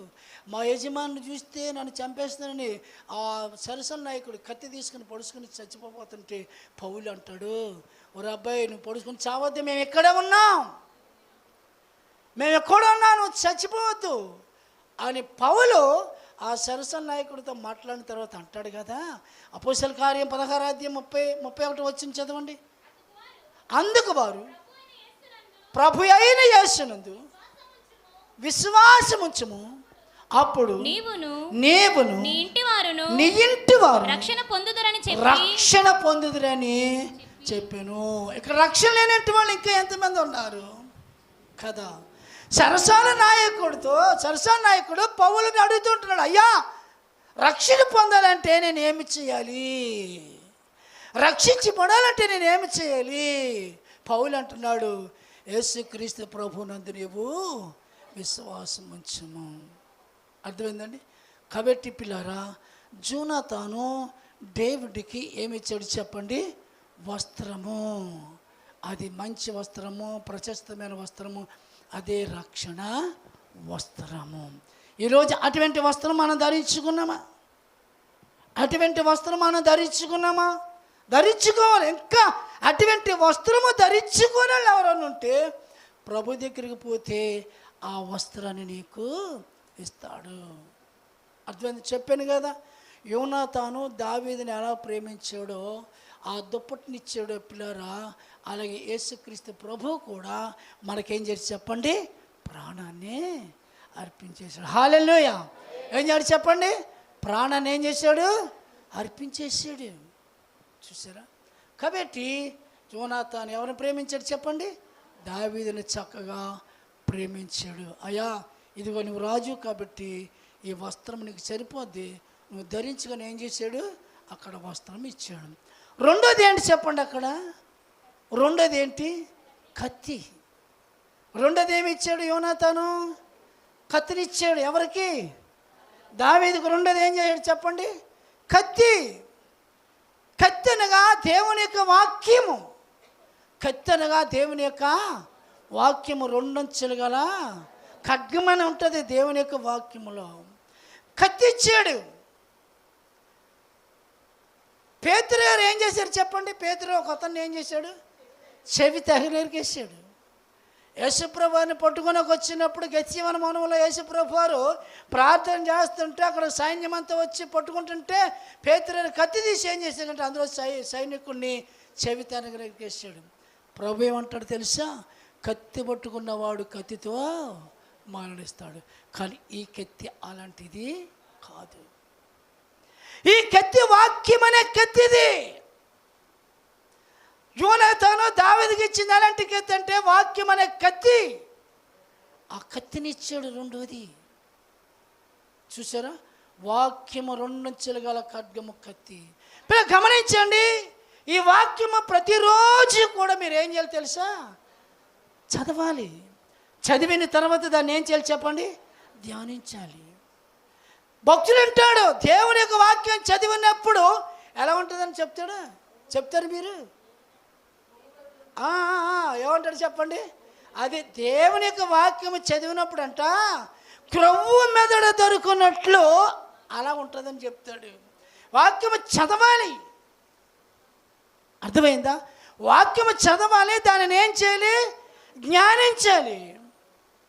అర్థమైందా? వాక్యము మనం చదివేయడం కాదు, ప్రతి ఒక్కరం కూడా వాక్యం చదువుతాం, మంచిది, చాలా ఎప్పుడూ వాక్యం చదవాలి. కానీ దానిని ఏం చేయాలి తెలుసా, ధ్యానించాలి. ఎందుకు తెలుసా, దేవుడు మాట్లాడతాడు. వాక్యము చదివిన తర్వాత దేవుడు మాట్లాడతాడు. వాక్యం చదివేటప్పుడు దేవుడు మాట్లాడతాడు, ప్రార్థన చేసుకునేటప్పుడు దేవుడు మాట్లాడతాడు, పడుకునేటప్పుడు దేవుడు మాట్లాడతాడు, నువ్వు నడిచేటప్పుడు కూడా దేవుడు మాట్లాడతాడు. అర్థమైందా? ఆయనకు అనుకూలం కానీ కుదిరితే ఆయన మాట్లాడాలని అనుకున్నాడా, బాత్రూములో ఉన్నగట్టుగా నీతో మాట్లాడతాడు. హల్లెలూయా, హల్లెలూయా. చూసారా పిల్లారా, దేవుడు మాట్లాడే దేవుడు, ఆయన చూచుచున్న దేవుడు, మాట్లాడుతున్న దేవుడు. నువ్వెక్కడున్న గట్టుకి నీతో మాట్లాడాలని అనుకుంటే నువ్వు ఎలాంటి పరిస్థితులు ఉన్నా దేవుడు ఏం చేస్తాడు, మాట్లాడతాడు. ఒకరికొకరు మనం మాట్లాడకపోతే పోవచ్చు, కానీ దేవుడు మాట్లాడని అనుకున్నాడా, వాక్యం చదివేటప్పుడు మాట్లాడతాడు. అర్థమైందా? వాక్యం ఎప్పుడూ చదువుతుండాలి, దాన్ని జ్ఞానిస్తుండాలి. ఎందుకు తెలుసా, నీ వాక్యమే నా పాదములకు దీపము, నీ వాక్యమే నా త్రోవకు వెలుగు, నీ వాక్యమే నా బాధలో నెమ్మది కొలుగు చేస్తుంది. 119 కీర్తన చదవండి, అక్కడ ఉంటుంది. 105 వచ్చిన 119 కీర్తన. నీ వాక్యము నా పాదములకు దీపము. చదవండి, ఈ మాట చదవండి. నీ వాక్యము నా పాదములకు దీపము, నా త్రోవకు వెలుగై ఉన్నది అంటాడు. 50 వచ్చిన కదమ్మా, 50 వచ్చిన ఏమన్నాడు తెలుసా? ఒకసారి గమనించండి. నీకు ఏదైనా బాధ ఉందా, ఏదైనా కష్టం ఉందా, నువ్వు ఎలాంటి పరిస్థితులు ఉన్నావు, ఏదైనా టెన్షన్లో ఉన్నావా, అలాంటిటప్పుడు బైబిల్ తీసుకుని చదువు. ఆయన ఏమన్నాడు తెలుసా, నా బాధల్లో నెమ్మది కలుగు చేస్తుంది. ఏంటది? దేవుని యొక్క వాక్యము. అందుకే వాక్యము చదవాలి. George Muller 51 చదివాడంట. ఎన్నిసార్లు చెప్పండి? 51 జార్జి ముల్లరు గారు 51 బైబిల్ చదివితే ఇంకా అది చదువుతూ నూతనంగానే కాపాడుతుందంట. ఆరోగ్యమూర్తి గారు బ్రాహ్మణులైన ఆరోగ్యమూర్తి గారు బైబిల్లో తప్పులు పట్టుకుందారని 3 సార్లు చదివాడంట. 3 సార్లు చదివితే ఈ బైబిల్ ఆయన తప్పులు బయట పెట్టేసిందంట. హల్లెలూయా. ఆయన ఉన్న తప్పులు ఏం చేయని చెప్పండి, బయట పెట్టిందంట. అప్పుడు రక్షించబడ్డాడు, మారు మనసు పొందాడు, పాస్టర్గా మారిపోయాడు. ఆహా, మంచి భక్తుడండి అయినా. కారణం తెలుసా? వాక్యం ఏం చేసింది? అది చూసారా, వాక్యము 3 సార్లు చదివాడు. అంటే బైబిల్లో తప్పులు పట్టుకుందారని 3 సార్లు చదివితే ఆయనన్న తప్పులు ఏం చేసింది? బైబిల్ బయట పెట్టింది. అప్పుడు అనుకున్నాడంట, దీనంత సత్యమైనట్టు దేవుడు యేసుప్రభు అంటే దేవుడు ఎవరు కూడా లేరు. హల్లెలూయా. కాబట్టి పిల్లరా, దేవుని యొక్క వాక్యము మనం ఏం చేయాలి చెప్పండి? చదవాలి. జార్జి ముల్లర్ ఎన్నిసార్లు చదివాడు చెప్పండి? 51 సార్లు చదివాడంట. అయిన గటికి ఎలా ఉంటుందంట? చదువుతుంటేనే నూతనంగానే కాపాడుతుందంట. అర్థమైందా? ఇతర పుస్తకాలు లాంటి కాడు. బైబిల్ ఎప్పుడంటే చదువు, అది ఎప్పుడు నూతనంగానే కాపాడుతుంది, కొత్తగానే ఉంటుంది. బైబిల్ చదువుతుంటే ఈ రాత్రి చదివినంటే వాక్యము రేపు రాత్రి చదువు ఎలా ఉంటుంది తెలుసా? కొత్తగానే ఉంటుంది దేవుని వాక్యం. అవి దేవుని మాటలయ్యి. అర్థమైందా? ఎవరి మాటలయ్యి? దేవుని యొక్క మాటలు. అందుకనే ఎప్పుడు బైబిల్ చదువుతుండాలా. ఎర్లగ మార్నింగ్ లేసి ఏం చేయాలి? మొట్టమొదట మోకరి ప్రార్థన చేయండి. రెండోది ఏం చేయాలి? వాక్యం చదవండి, ధ్యానించండి. అర్థమైందా? అలా చదివినప్పుడు, ప్రార్థించినప్పుడు మీ జీవితంలో దేవుడు గొప్ప కార్యాలు చేస్తాడు. ఏదో ఇవాళ ప్రార్థనకు వచ్చేసి ఇంటికి వెళ్ళి సొరుగులో పెడిచేసి మళ్ళీ ఆదివారం ఎలా దులుపుకుంటా రావడం కాదు. అమ్మ, అర్థమైందా? దాన్ని ఏం చేయాలి చెప్పండి? చదవాలి. ప్రతిరోజు కూడా చదవాలి. ఎందుకు చదవాలంటే దేవుడు వాక్యమే కాబట్టి నీతోటి ఏం చేస్తాడు? అది మాట్లాడతాడు. ప్రార్థనగా పెట్టి ప్రార్థన కూడా దేవుడు ఏం చేస్తాడు? మాట్లాడతాడు. ప్రార్థన అంటే ఏంటి చెప్పండి? దేవునితో మాట్లాడడం. నేను ఎప్పుడు 3 గంటలు లేచి ప్రార్థన చేసుకుంటూ ఉంటాను. 3ంటికి లేస్తాను. 3ంటికి లేచి ప్రార్థన చేసుకున్నాను. ఒకరోజు అలసిపోయాను, ప్రయాణం చేసి అలసిపోయాను. ఆ రోజు లేవలేని పరిస్థితులు ఉంటే ఒక ఆయన నా దగ్గరకు వచ్చి ఇలా 3 సార్లు తట్టి, ప్రార్థన అంటే దేవునితో మాట్లాడడం అని ఏం చేయడు తెలుసా? పెన్ను కాగితము తెచ్చి దాని మీద రాస్తున్నాడు. అప్పుడు లేచాను, ప్రభువా నన్ను క్షమించిన ఆయన, నేను అలసిపోయాను కానీ నేను ప్రార్థన చేయలేకపోయాను, ప్రభువా నన్ను క్షమించని మళ్ళా ప్రభు పాదాల దగ్గర నేను క్షమాపణ కోరుకున్నాను. పిల్లరా, ప్రార్థన అంటే దేవునితో మాట్లాడడం. అమ్మ, అర్థమైందా? ప్రార్థన అంటే దేవునితో మీ ఫ్రెండ్తో నువ్వు ఎలా మాట్లాడుతున్నావు? అర్థమైందా? నీ స్నేహితుతో నువ్వు ఎలా మాట్లాడుతుంటున్నావు? అలాగే ప్రార్థన అంటే దేవునితో మాట్లాడడం కాబట్టి ప్రతిరోజు కూడా నువ్వు చేయవలసిందంటే ప్రార్థన చేసే వ్యక్తిగా నువ్వు ఉండాలి. వాక్యం కూడా నువ్వేం చేయాలి చెప్పండి? చదవాలి. ఎందుకు తెలుసా? వాక్యం ఏంటి చెప్పాను? కత్తి. ఎవరిచ్చారు కత్తిని? యోనాతాను ఎవరికి ఇచ్చాడు? దావీదుకి ఇచ్చాడు. దావీదు చూడండి, ఒక మాట చదవండి, చదువుకుందాం. 149 అధ్యాయము 9వ వచనం చదువుకుందాం. అమ్మా, 149 అధ్యాయము 9వ వచనం. వాని చేతిలో 2 అంచులు గల ఖడ్గం ఉన్నది. అది ఆయన భక్తులందరికీ. అబ్బా, ఎంత చక్కని మాట! ఒకసారి గమనించండి. ఆయన చేతిలో ఏమన్నా చెప్పండి? 2 అంచుల ఖడ్గం. చెప్పాను కదా, బైబిల్ అంటే 2 అంచులు ఏంటి? ఖడ్గము కదా. 2 అంచుల ఖడ్గము. తర్వాత ఇంకేమన్నాడు? కింద మాట ఏమన్నాడు? ఆయన భక్తులకి అబ్బా ఏం చేస్తుంది చెప్పండి? ఘనత తెస్తుంది అంటండి. చూసారా? ఏటి ఘనత తెచ్చింది ఆయన బిడ్డలకి? బైబిల్ వాక్యము.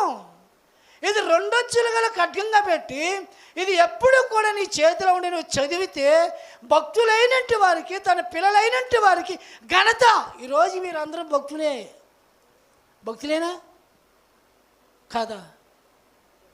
చెప్పండి అమ్మా, మీరందరూ భక్తులేనా? భక్తులు. అర్థమైందా? ఏమనుకుంటున్నారు మీరు? భయపడుతున్నారు చెప్పడానికి? ఏంటమ్మా చెప్పడానికి భయపడుతున్నారు ఏంటండి? మీరు అందరూ ఎవరు చెప్పండి? భక్తులే. రక్షించబడి పాప జీవితం నప్పుకుని క్రీస్తు రక్తంలో కడగబడినంటే ప్రతి ఒక్కరూ కూడా ఎలాంటి వారు చెప్పండి? దేవుని యొక్క పిల్లలు కాబట్టి భక్తులే. మరి మీ భక్తిని మీరు కాపాడుకోవాలా? భక్తులు ఏంటంటే సరిపోదు, భక్తులవే మనందరం. కానీ భక్తిని ఏం చేయాలి మనము? అది అర్థమైందా? కానీ ఈ భక్తులకి, ఆయన భక్తులకి ఈ వాక్యం ఏం చేస్తుంది చెప్పండి? ఘనత, ఘనత, ఘనత. ఎవరినాడు తెలుసా? నన్ను గణపరిచేవాడిని గణపరుస్తాను, నన్ను ప్రేమించేవారిని ప్రేమిస్తాను. ఎందు నిమిత్తము దేవుడు ఈ మాట అన్నాడో మీకు ఆలోచన ఉంది? ఏమన్నాను గుర్తుందా? ఒక మాట అంటాడు, నన్ను ప్రేమించేవాడిని నేను ప్రేమిస్తాను అన్నాడు, నన్ను గణపరిచేవాడిని గణపరుస్తానని దేవుడు ఎందుకన్నాడో తెలుసా? అన్న కుమారుడు సామ్యూయేలుని ఏం చేశాడంటే దేవుడు గణపరిచాడు.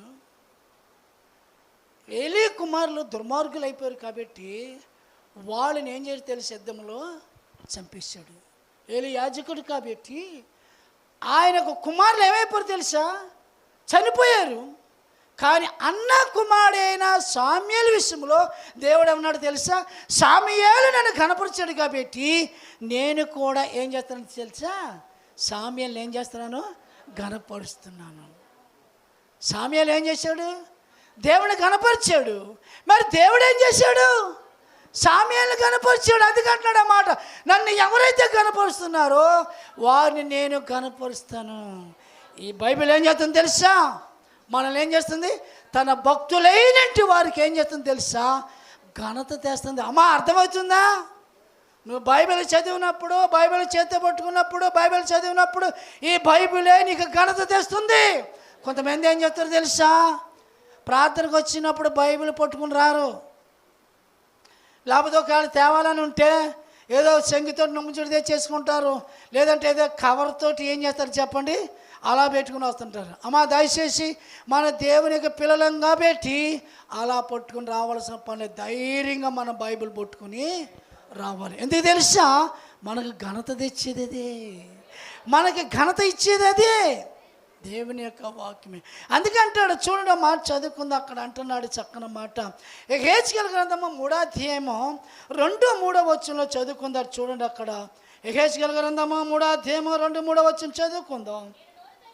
నేను నోరు తెరవగా ఆయన ఆ గ్రంథము నాకు తినిపించి, నరపుత్రుడా నేనిచ్చుచున్న ఈ గ్రంథమును ఆహారముగా తీసుకొని దానితో నీ కడుపు నింపుకొని నాతో సెలవీయగా నేను దాన్ని భక్షించి తిని, నేను దాన్ని తింటిని, అది నా నోటికి తేనె వలె.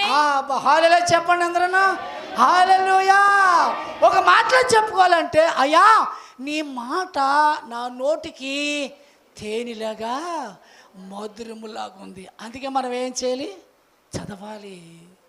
అమ్మ, ఏం చేయాలి చెప్పండి? చదవాలి. దేవుని వాక్యం చదవాలి కదా.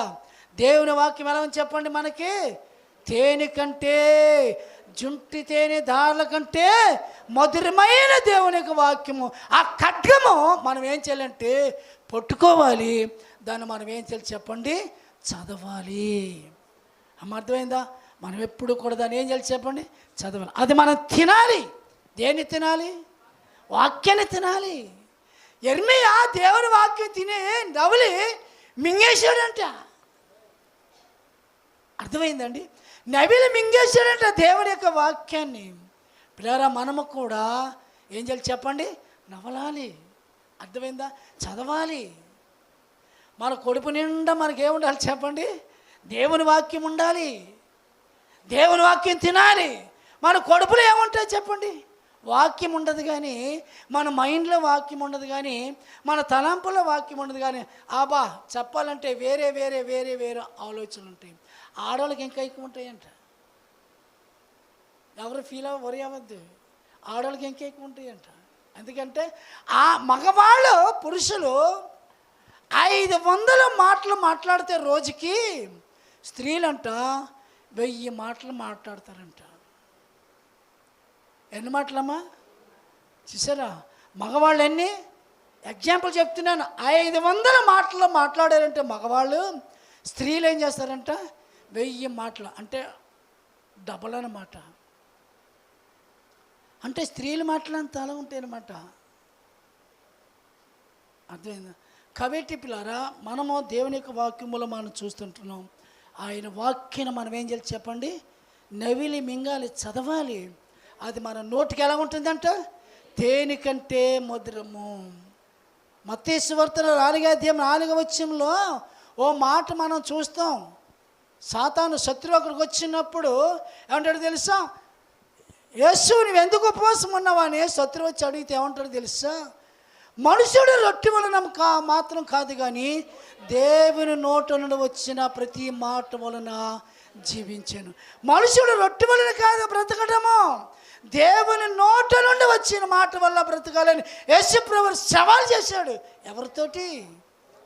అపవాదితోటి. పోయాడు అంతే. వెంటనే ఏం చేసి చెప్పండి?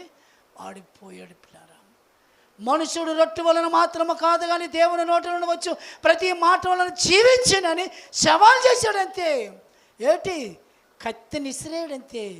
వాక్యం అనే కత్తినే ఇసిరాడంతే. ఎవరు? యేసయ్య. హల్లెలూయా. ఎవరు ఇసిరారు చెప్పండి? చదవండి, ఆ మాటలు చదవండి. మనుషుడు రొట్టె వలన మాత్రము కాదు కానీ దేవుని నోటి నుండి వచ్చే ప్రతి మాట వలన రాయబడి ఉన్నది. అర్థమైందా పిల్లారా? యేసు ప్రభువారు మాటను ఉపయోగించాడు. మనుషుని రొట్టె వలన మాత్రము కాదు కానీ దేవుని నోటి వలన వచ్చే ప్రతి మాట వలన జీవించినట్టే ఆయన ఏం చేయడు తెలుసా? కత్తిని, వాక్యం అనే కత్తినే ఇసిరాడంతే. మళ్ళాడు అక్కడ ఎప్పుడు కూడా ప్రభువుగా కనపడలేదు పిల్లలు. కాబట్టి వాక్యం అనే కత్తిని జోనాతాను డేవిడ్కి ఇచ్చాడు. ఈరోజు మనకు కూడా ఇచ్చాడు దేవుడు. ఈ కత్తిని మన చేతికి ఇచ్చాడు. మరి మనం ఏం చేస్తున్నాం? చెప్పండి? ఎప్పుడు కూడా మనము చదువుతూనే ఉండాలి. అమ్మ అర్థమైందా? ఎందుకు తెలుసా? వాక్యమే దేవుడు, దేవుడే వాక్యం. కాబట్టి మీకు అర్థమైందా? ఆది యందు వాక్యం ఉండెను, వాక్యమే దేవుడే ఉండెను, దేవుడే ఉండెను. ఆది యందు దేవుడి యొద్ద ఉండెను, ఆయన శరీరధారిగా ఏం చేయాలి చెప్పండి? మన మధ్యలోకి వచ్చాడు. కాబట్టి ఇప్పుడు మనం ఏమర్థం చేసుకోవాలి? ఈ వాక్యమే దేవుడు. అర్థమైందా పిల్లారా? కాబట్టి అందుకే దేవుని వాక్యాన్ని మనం ఏం చేయాలి? చదవాలి. ఎందుకు తెలుసా? అది 2 అంచెలు గల ఖడ్గము. మాట చదువుకుందాం. యాకోబు గారు రాసినటువంటి పత్రికలో 1వ అధ్యాయం 21 వచనం చదవండి. 1వ అధ్యాయం 21 వచనం చదవండి. అందుచేత సమస్త కల్మాసమును విర్రవీగుచున్న దుష్టత్వమును మాని లోపల నాటబడి. చూడండి, గమనించండి. లోపల అంటే మీ హృదయంలో నాటబడి, లోపల నాటబడి మీ ఆత్మలను రక్షించుటకు, శక్తిగల వాక్యమును సాత్వికముతో అంగీకరించుడి. శక్తి కలిగినటువంటి వాక్యము. అమ్మా, దేవుని వాక్యంలో ఏమన్నది చెప్పండి? శక్తి ఉన్నది. మీకు అర్థమైందండి? దేవుని యొక్క వాక్యములు ఏమున్నది? శక్తి ఉన్నది. మళ్ళీ చదివిన మాటను చదువుకుందాం. అందుచేత సమస్త కల్మషమును విర్రవీగుచున్న, చూడండి అంటున్నాడు, విర్రవీగుచున్న దుష్టత్వమును మాని, కల్మాసమును, నీలో ఉన్న కల్మాసమును మాని, దుష్టత్వమును మాని, లోపల నాటబడి, లోపల నీ యొక్క హృదయంలో నాటబడిన నీ ఆత్మను రక్షించుటకు శక్తిగల వాక్యమును సాత్వికముతో అంగీకరించుడి. అది శక్తి కలిగిన వాక్యం. వాక్యం ఏమన్నా చెప్పండి? శక్తి ఉన్నది. హల్లెలూయా, హల్లెలూయా. వాక్యంలో ఏమన్నా చెప్పండి? శక్తి ఉన్నది పిల్లారా. అందుకే మన వాక్యం చదువుతూ ఉండాలి. అమ్మ అర్థమైందా? శక్తి కలిగిన యొక్క వాక్యము. నీలో ఉన్న కల్మాసం ఏమైనా ఉన్నదా? నీలో పాపం ఏమున్నదా? నీలో దోషం ఏమున్నదా? నీలో అసూయ కానీ ఈర్ష్య కానీ ఇలాంటివి ఉంటే కానీ శక్తి కలిగినట్టు వాక్యము నీలో ఉండదు. హల్లెలూయా చెప్పండి అందరూ. శక్తి కలిగినట్టు వాక్యము నీలో ఉండదు. ఎందుకంటే తెలుసా? పాపం ఉన్నా కాడ పరిశుద్ధత ఉండదు, పరిశుద్ధత ఉన్నా కాడ పాపము ఉండదు. కాబట్టి పిల్లారా, ఇలాంటి నీలో కల్మాసం కానీ, కక్షలు కానీ, కలగాలు కానీ, భేదాలు కానీ ఇలాంటివన్నీ ఉన్నట్లయితే శక్తి కలిగినట్టు దేవుని యొక్క వాక్యము నీ హృదయములో ఉండదు. హల్లెలూయా. కానీ శక్తి కలిగిన వాక్యం నీ హృదయంలో ఉండాలంటే నీ లోపల ఏమీ కూడా ఉండవు. మానవుడి హృదయంలో ఏమన్నా తెలుసా? 13 ఉన్నాయి. 13 ఉన్నాయండి. మార్కు సువార్త అనుకుంటాను 7:21 చదవండి. మార్కు సువార్త చూడండి 7:21. అది అనుకుంటున్నాను, చదువు. అదేనా అమ్మా? మార్కు 7:21 చదవండి. లోపల నుండి అనగా మనుష్యుల హృదయములో నుండి దురాలోచనలను జారత్వములను దొంగతనములను నరహత్యలను వ్యభిచారములను లోభములను చెడుతనములను కృత్రిమమును కామ వికారమును మత్సరమును దేవదూషణయు అహంభావమును అవివేకమును వచ్చును. ఈ చెడ్డవన్నీ ఏం తెలుసా? ఈ చెడ్డవన్నీ లోపల నుండి బయట వెళ్ళి మనిషిని అపవిత్రపరచునని ఆయన చెప్పెను. మొత్తం ఎన్ని ఉన్నాయి? 13 ఉన్నాయి. అంటే 13 ఉన్నాయి. ఎన్ని ఉన్నాయమ్మా? మీరు లెక్కెట్టుకోండి. 13 ఉన్నాయి మొత్తం. ఎక్కడ? అది లోపల ఉన్నాయంటారా? నేను ఏమని చెప్పాను? బైబిల్ చెప్తుందా? బైబిల్ చెప్తుంది నీ హృదయంలో ఏమున్నాయంటే 13 ఉన్నాయి. ఈ 13 నీలో ఉంటే శక్తి కలిగినట్టు వాక్యం ఎలా ఉంటుంది? ఉండదు. కానీ అది తీసుకున్నావు అనుకో, శక్తి కలిగినట్టు యొక్క వాక్యము నీలో పనిచేస్తుంది. హల్లెలూయా, హల్లెలూయా. అర్థమవుతుందా పిల్లరా? శక్తి కలిగిన వాక్యం నీలో ఏం చేస్తే చెప్పండి? పనిచేస్తుంది. కానీ లోపల ఉన్నాయంట. లోపలంటే హృదయములో ఉన్నాయంట పిల్లరా. అర్థమైందా? అవన్నీ కూడా మన హృదయంలో ఉంటే దేవుని వాక్యం మాత్రం ఉండదు. కానీ ఎప్పుడైతే ప్రభు దగ్గరకు వచ్చి ఒప్పుకొని తీసుకుంటే అప్పుడు శక్తి కలిగినట్టు దేవుని యొక్క వాక్యము నీలో కార్యం చేస్తుంది. హల్లెలూయా. నీ హృదయంలో కార్యం నీకు తెలియకుండా దేవుడు అద్భుతాలు చేసేస్తాడు. నీకు తెలియదయ్యి. అర్థమైందా? నీకు తెలియకుండా దేవుడు ఏం చేస్తాడు తెలుసా? అద్భుతాలు చేస్తాడు పిల్లరా. కాబట్టి ఈ వాక్యం మనం చదవాలి. రెండోది ఏమిచ్చాడు చెప్పండి? జోనాథన్ డేవిడ్కి ఏమిచ్చాడు? కత్తినిచ్చాడు. కత్తిని ఏం చేయడు చెప్పండి? కత్తినిచ్చాడు పిల్లరా. ఆ కత్తిని దేవుడు ఏం చేయడు చెప్పండి? మనకు కూడా ఇచ్చాడు. మొట్టమొదటి ఏమి ఇచ్చాడు? యోనాథన్ ఏమిచ్చాడు డేవిడ్కి? రాజవస్త్రం ఇచ్చాడు, దుప్పటి ఇచ్చాడు. రెండోది ఏమి ఇచ్చాడు చెప్పండి? కత్తినిచ్చాడు. కత్తి. మూడోది విల్లు. అండి ఈ మాట చెప్పి నేను ముగించేస్తాను, ఎందుకంటే మనకు టైం అయిపోతుంది కాబట్టి. మూడోది ఏంటి చెప్పండి? విల్లు. విల్లు అనగా విల్లులో ఏం పెడతాం చెప్పండి? బాణం పెడతాం. అండి బాణము గురి తప్పుదంట. ఒక వ్యక్తిని గన్నిచ్చి కొట్టాలంటే కొట్టినప్పుడు ఆ గన్నిచ్చి కొట్టినప్పుడు అది తగలకుండా సైడ్ అయిపోతుంది అంట. కానీ కొన్ని సందర్భాల్లో కానీ విల్లి మాత్రం ఎక్కిపెట్టి కొడితే మాత్రం స్ట్రైట్గా వెళ్ళి ఏం చేస్తుందంటే అనుకున్న వ్యక్తికి ఏం చేస్తుందంట? గురి తప్పకుండా వెళ్ళి తగులుతుందంట విల్లు. అలా కొట్టి వాళ్ళు ఉన్నారు. మూడోది ఏంటి చెప్పని తెలుసా? విల్లు. విల్లు అనగా సువార్త. హల్లెలూయా. విల్లు అనగా ఏంటి చెప్పండి? సువార్త. మనం ఏమనుకుంటామంటే మన పాస్టర్ గారు మరి దేవుడి పౌలు గారే సువార్త చేయాలి, ఆయనే సేవ చేసుకోవాలి, ఆయనే పరిచయం చేయాలి ఆయన పిల్లలు మనం అనుకుంటాం. కానీ రక్షించబడి క్రీస్తు రక్తంలో కడగబడిన ప్రతి వ్యక్తి కూడా సువార్త పరిచయంలో పాలు పొందాలి పాస్టర్ గారితో. హల్లెలూయా, హల్లెలూయా. సోమర్తనంగా ఉండకూడదు. పరిచయాలు ఎందుకు రక్షించాడు తెలుసా? ఆయన పరిచయం చేస్తామనే నేను రక్షించుకున్నాడు. అర్థమైందా?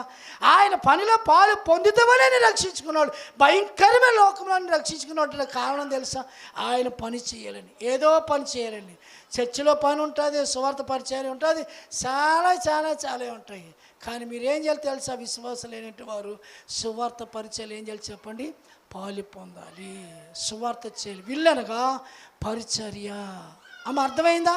విల్లనగా అని చెప్పండి, పరిచర్య. మీరు ఎంతవరకు పరిచర్య చేస్తారా? మీ సేవకులు, మీ పాస్టర్ గారికి ఆయనే చేసుకుంటాడులే, మనం ఎందుకు చేసుకోవడం అనుకుంటున్నామా? అర్థమైందా? పరిచర్య, పరిచర్య, పరిచర్య. భక్సింగ్ గారు అని ఒక పాస్టర్ గారు ఉన్నారు, దైవ సేవకుడు. ఆయన చనిపోయాడు, మహాభక్తుడైన భక్సింగ్ గారు. ఆయన దగ్గరకు వచ్చి కలెక్టర్ గారు ఆయన కూర్చొని ఉంటే ఏమన్నాడంటే తెలుసా? చేతులు ముడుచుకుని కలెక్టర్ గారు, అయ్యా ఏం పని చేయాలో చెప్పండి, నేను చేస్తాను, దేవుని పరిచర్య అన్నాడంట. ఎవరు? కలెక్టర్ గారు. ఎవరి దగ్గరకు వచ్చి? సేవకుడి దగ్గరకు వచ్చి, భక్సింగ్ గారి దగ్గరికి, పాస్టర్ గారి దగ్గరికి వచ్చి, అయ్యా నేను పరిచర్య చేయాలనుకుంటున్నాను, ఏదైనా పని ఉంటే చెప్పండి నేను చేస్తానని అడిగితే కలెక్టర్ గారు ఆ పాస్టర్ గారు అలా కూర్చొని ప్రార్థన చేసుకుని ఒక 5 నిమిషాలు ప్రార్థన చేసుకుని ఏమన్నాడని తెలుసా? కలెక్టర్ అలా నిలబడాను, వెళ్ళి బాత్రూమ్ కొడుకు అన్నాడంట. హల్లెలూయా. ఏం కడగమన్నాడు? ఏమా చెప్పండి అమ్మా, ఏం కడగమన్నాడు? బాత్రూమ్ కడగమన్నాడంట. ఎవరు? పాస్టర్ గారు. ఎవరిని? కలెక్టర్ గారిని. ఏం చేయాలి తెలుసా? తగ్గించుకొని వెళ్ళి బాత్రూమ్కి అడిగాడంట. హల్లెలూయా. విధేయత, తగ్గింపు, లోబడుట, అదే మనల్ని ఏం చేస్తుంది తెలుసా? పై లెవెల్లోకి తీసుకుపోద్దండి. అర్థమైందా? పై లెవెల్లోకి తీసుకుపోద్ది. చూసారా? కాబట్టి ఒక కలెక్టర్ గారు బాత్రూమ్ అడిగారంటే చిన్న విషయమా? కానీ మనమా ఏ చిన్న పని చెప్తే అయ్యగారు వస్తా ఉండని పోతారు కుర్రోళ్ళు, ఎవరొస్తారు? ఎవరంటారు చెప్పండి? అయ్యగారు ఇప్పుడే వస్తామండి, పారిపోతుంటారు అంతే. అమ్మగారు ఏదైనా పని అమ్మగారండి వస్తామండి, వీళ్ళు పారిపోతారు. అమ్మ అర్థమైందా? తగ్గించుకోవాలా, విధేయత కలిగి ఉండాలి, లోబడాలి. అలాగున్నప్పుడే దేవుడు ఏం చేస్తాడు తెలుసా? ఉన్నంత స్థితిలోకి తీసుకుని వెళ్ళిపోతాడు. అమ్మ ప్రతి విషయంలో కూడా తగ్గించుకునే అనుభవం పిల్లారా మనకు ఉండాలి. ఇక్కడ ఏమన్నాడు చూసారా? అక్కడ మనం చూస్తుంటున్నాం. విల్లు అనేది ఏం చెప్పాను నేను? సువార్త పరిచర్య. సమరయ స్త్రీ మధ్యాహ్నం బావి దగ్గరకు వచ్చింది. ఎక్కడికి వచ్చింది? మధ్యాహ్నం బావి దగ్గరకు వచ్చింది. మధ్యాహ్నం ప్రభు అక్కడికి వచ్చాడు. అసలు యూదులకి సమరయులకి ఏ సంబంధం లేదు. అర్థమైందా? యూదులకి సమరయులకి ఎటువంటి సంబంధం లేదు. కానీ యేసు ప్రభువు మధ్యాహ్న సమయంలో బావి దగ్గరకు వచ్చాడు. అదే టైంలో ఆ సమరయ స్త్రీ కూడా అక్కడికి వచ్చింది, బావి దగ్గరికి వచ్చింది. అక్కడ వాళ్ళిద్దరికి ఏం జరిగింది తెలుసా? సంభాషణ జరిగింది. వాళ్ళిద్దరికి యేసు ప్రభుకి సంభాషణ, సమరయ స్త్రీకి సంభాషణ జరిగినప్పుడు అక్కడ యేసు ప్రభు యొక్క మాట విన్నది కాబట్టి ఏం చేసింది తెలుసా? గ్రామంలోకి వెళ్ళిపోయింది. గ్రామంలోకి వెళ్ళిపోయి ఏం చేసింది తెలుసా? మెసేజ్ చూశాను, ఏసైని చూశాను, రండి అని ఆ సమరయ స్త్రీ వాళ్ళతో చెప్పి వాళ్ళందరినీ అక్కడ తీసుకొచ్చింది తెలుసా? బావి దగ్గర తీసుకొచ్చింది. హల్లెలూయా. ఏంటి? ప్రభు యొక్క మాట. ఓ మాట చదవండి, అక్కడ మాట చదవండి. యోహాను సువార్త 4:28 చదవండి. మీకు వాక్యం చదివితే బాగా అర్థమవుద్ది. ఆ స్త్రీ తన కొండ విడిచిపెట్టి, అంటే ఆ స్త్రీ ఏమట్టుకుని వచ్చింది? కొండ పట్టుకుని వచ్చింది. యేసు ప్రభు మాట్లాడిన తర్వాత కొండ అక్కడ వదిలేసి పోయింది. కొండ అక్కడ వదిలేసిందంటే అర్థం ఏంటి తెలుసా? తన పాపాన్ని అక్కడ వదిలేసింది. లేదా యేసు ప్రభు అప్పుడైతే మాట్లాడాడో, తన జీవితాన్ని ఎప్పుడైతే బయటపడేసాడో, నీకు 5 ఉన్నారు భర్తలు, ఉన్నవాడు కూడా సొంతము కాదని యేసు ప్రభు ఎప్పుడైతే బయటపడేసాడో, అయ్య బాబోయ్ నా బ్రతుకంతా కూడా ఇది తెలిసిపోయింది అని ఏం తెలుసా? పాపాన్ని అక్కడ విడిచిపెట్టేసి గ్రామంలోకి వెళ్ళి ఏంటంటే, అయ్యా రండి, నేను ఏసైని చూశాను, మెసేజ్ చూశాను, ఏం చేయండి తెలుసా? సువార్త వాళ్ళకి చెప్పి వాళ్ళందరినీ కూడా అక్కడ తీసుకొచ్చింది తెలుసా? బావి దగ్గరికి తీసుకొచ్చింది. సువార్త. విల్లు అనగా అర్థం ఏంటి చెప్పండి? సువార్త. మరి ఎంతవరకు చేస్తున్నారు మీరు? సువార్త చెయ్యాలి, సువార్త పరిచయం చేయాలి. మా డేవిడ్ పాల్ గారు ఎప్పుడు అంటుంటారు, సువార్త పరిచయం ఎప్పుడు చేస్తామండి అయ్యారు అంటుంటారు. నేను చాలా సంతోషిస్తుంటాను. బయటికి వెళ్తామండి, సువార్త పరిచయం చేస్తామండి, అలాగే ఎలాగని ఆయన చెప్తుంటాను. చాలా సంతోషం. అమ్మ, మీ పాస్టర్ గారు ఒక్కరే కాదు, మీరు కూడా, అర్థమైందా, మీరు కూడా వెళ్ళాలి, సువార్త పరిచయం చేయాలి. సమర స్త్రీ ఏం చేయాలి తెలుసా? ప్రభు యొక్క మాట విన్నది, ప్రభు మాటను అంగీకరించింది, పాపం విడిచిపెట్టింది, గ్రామంలోకి వెళ్ళి వాళ్ళందరితో కూడా చెప్పింది. చదవండి, ఆ మాటను చదవండి, ఒక మాట చదువుదాం. యోహాను సువార్త అమ్మ చదవండి. ఆ స్త్రీ గమనించండి, ఇక్కడ మాట గమనించండి, నేను చేసినవన్నీ నాతో చెప్పేశాడైనా. మీకు అర్థమవుతుందా? నేనేమేమి చేశాను, ఎక్కడెక్కడ చేశాను, ఎక్కడెక్కడ ఏ పాపం చేశాను, ఎక్కడెక్కడ నేను ఎక్కడ దొరలేను, ఏం చేశాను, అవన్నీ కూడా నేను చేసినవన్నీ కూడా ఆయన చెప్పేశాడు. హల్లెలూయా. చూసారా ఏంటి, ఎవరు చెప్తున్నారా మాట? ఆ స్త్రీ చెప్తుంది, నేను ఎక్కడెక్కడ ఏం చేశాను, ఎక్కడెక్కడ ఎలాంటి పని చేశాను, కాలేజీకి వెళ్ళినప్పుడు ఏం పని చేశాను, పొలంలోకి వెళ్ళినప్పుడు ఏం పని చేశాను, బావి దగ్గరకు వచ్చినప్పుడు ఏం పని చేశాను, నేను చేసిన పనులన్నీ కూడా ఆయన చెప్పేస్తున్నాడు. చెప్తుందేమి? ఆయన చెప్పేస్తున్నాడు, ఆయన చూస్తున్నాడు, ఆయన చూశాడంటే ఆయన చెప్పేస్తున్నాడు. ఆయన చూసే దేవుడు. ఎవరన్నారు చూచుచున్న దేవుడు అని? ఎవరన్నారు? ఆఖరి పెట్టింది ఆ పేరు దేవునికి. చూచుచున్న దేవుడు నీవే అని. దేవుడు ఎప్పుడు ఏం చేస్తాడు చెప్పండి? చూచేవాడు. అందుకే ఆ స్త్రీ ఏమంటుంది తెలుసా? నేను చేసినవన్నీ కూడా ఏం చేయాలి చెప్పండి? చూసారా, నేనేమేమి చేశాను అది మనకు తెలియదు. నువ్వేం చేసావో నాకు తెలియదు, నేనేం చేశాను మీకు ఒకరికొకరికి తెలియదు. మీకు అర్థమైందా? పురుషులు ఏం చేశారో స్త్రీలకు తెలియదు, స్త్రీలు ఏం చేశారో పురుషులకి తెలియదు.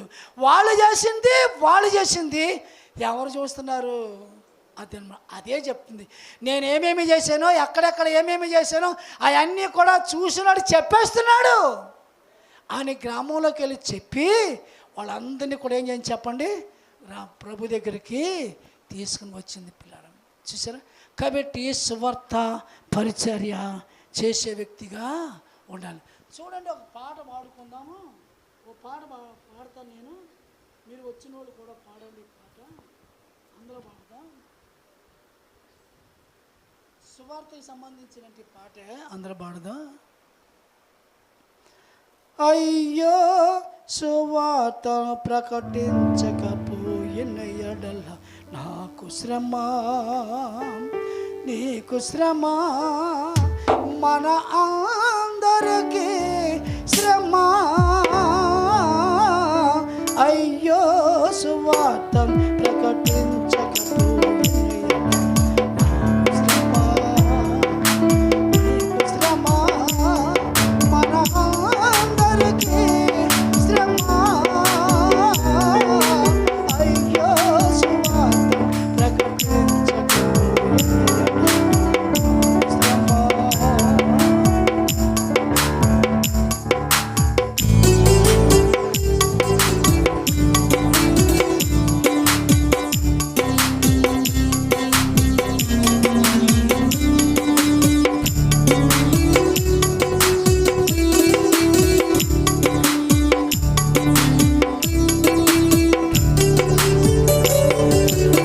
అబ్రహమును పిలుచుకున్నదెందుకు,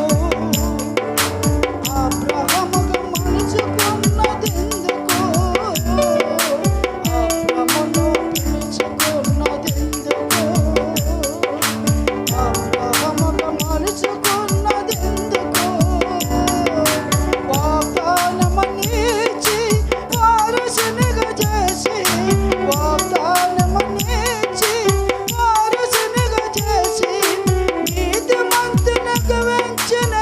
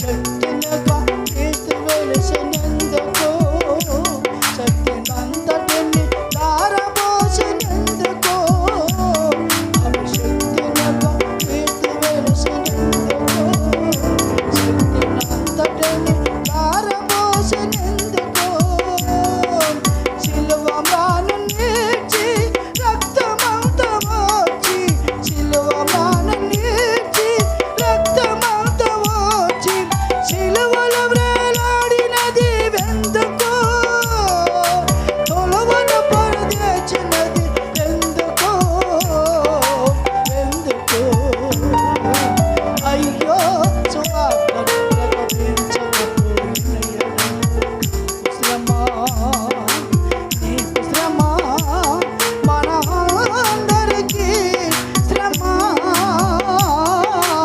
అయ్యో సువార్తను ప్రకటించకపోయిన నాకు శ్రమ, నీకు శ్రమ, మన అందరికీ శ్రమ,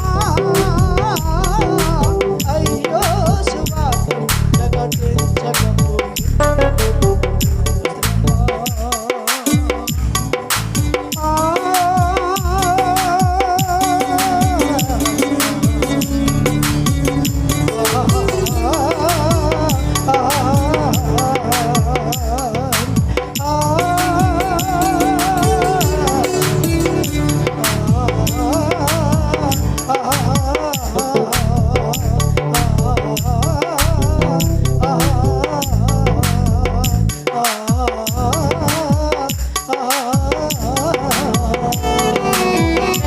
హల్లెలూయా.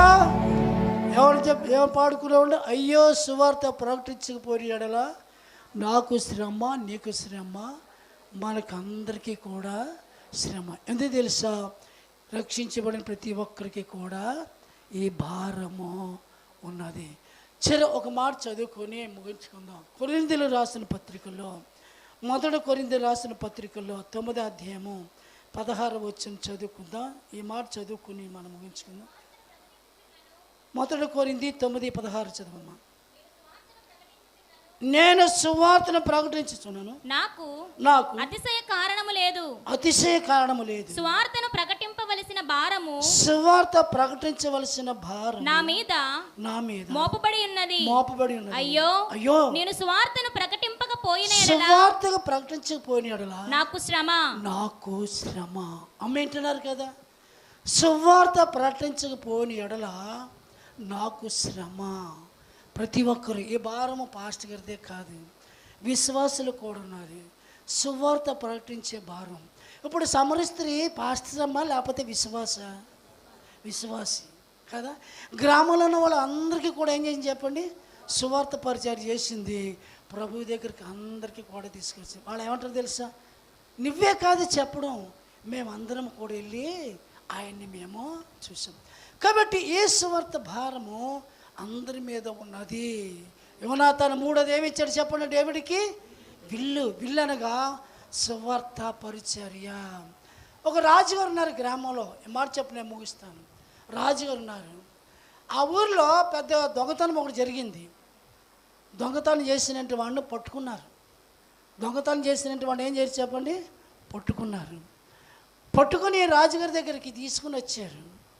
రాజుగారి దగ్గర తీసుకుని వచ్చినప్పుడు రాజుగారు ఏమన్నారంటే, ఇతను తీసుకెళ్ళి ఉరిశిక్ష చేసేయండి అన్నారంతే. ఏం చేయమన్నారు చెప్పండి? ఉరిశిక్ష తీసేయండి అన్నారంతే. కానీ అతను తీసుకుని వెళ్ళారు. తీసుకుని వెళ్ళిన తర్వాత ఊళ్ళో వాళ్ళందరూ కూడా రాజుగారి దగ్గరికి వచ్చి, అయ్యా అతడు దొంగతనం చేశాడు రైట్, కానీ ఈ యొక్క తప్పుని క్షమించండి అని ఏం చేశారంటే ఊళ్ళో వాళ్ళందరూ కూడా వచ్చి రాజుగారు కాళ్ళ మీద పడి బతిమాలేరంట. కానీ చాలాసేపు రాజుగారు ఒప్పుకోలేదంట. వీడు ఇలాంటి దొంగతనం చేస్తున్నాడు, వీడు ఎలా ఉంటే ఇంకా చేస్తాడు కదా అని అంటే, లేదండి మేము చెప్తాం అతనికి ఈ తప్పు క్షమించనని రాజుగారు కాళ్ళ మీద ఊరందరూ పడితే, అప్పుడు రాజుగారు అన్నాడంట, ఒక వ్యక్తిని పిలిచి ఒక లెటర్ రాసి అతనితోటి పంపించాడు. ఈ లెటర్ పెట్టుకెళ్ళి అక్కడ అతను ఉరిశిక్ష తీస్తున్నారు కాబట్టి నువ్వు తొందరగా వెళ్ళి ఈ లెటర్ ఇచ్చేయి. ఈ లెటర్ ఎందనంటేనే చదువుకొని ఆ ఉరిశిక్ష ఉరి తీయడం మానేస్తారని ఇతనికి పంపిస్తే ఇతను పట్టుకుని